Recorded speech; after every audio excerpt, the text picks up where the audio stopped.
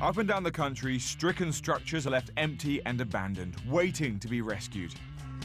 And the people whose job it is to seek out these buildings and get them back into use are local council empty property officers.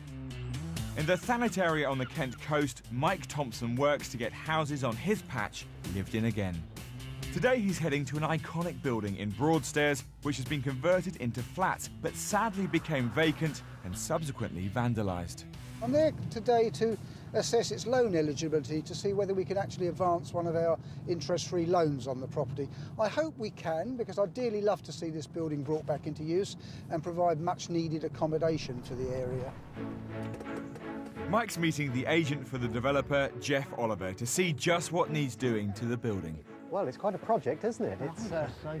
It's a big old Georgian building that's been rather left to fend for itself in recent years. Shall we get to it and see what we've got? Yeah, absolutely, after you. Thanks very much.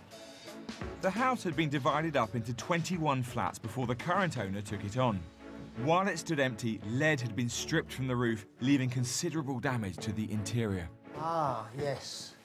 So if you look just in front of you there, Mike, you can see that's clearly been leaking for some time where the lead has been taken away. Yeah. So even today we've got the rainwater coming in and we can see here how the ceiling has collapsed at some stage. Because obviously this is vital, isn't it, to get this roof buttoned up and get it secure. Oh, absolutely. Once we stop water coming in, that's half the problem, isn't it? That must be the first objective, really, is to make the building watertight, to preserve the fabric. I agree. OK.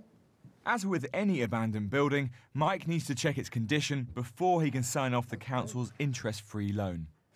So this obviously was a kitchen. Yes. So this is consistent all through the building, isn't it? Correct. So we're talking about 21 kitchens and 21 kitchens, 21 bathrooms, 21 central heating systems, 21 of everything. Yeah. So that's going to be considerable expense, isn't it? Quite correct, yes. The whole house needs a major renovation, but this place will eventually provide much-needed housing for 21 families on the council's waiting list.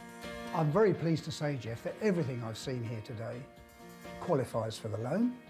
If we start with the roof, all the damage it's done all the way through to the fabric of the building, to the ceilings, windows, the kitchens, the bathroom, we would welcome a loan application. Good, well that's marvellous news, Mike. I shall be very pleased to tell the developer that, and I'm sure he'll be ecstatic about the whole situation.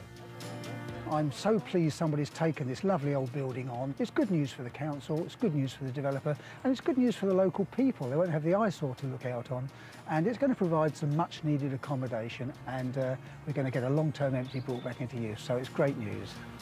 Since Mike's visit, the loan application is being processed and the developer hopes to complete the work within 6 months.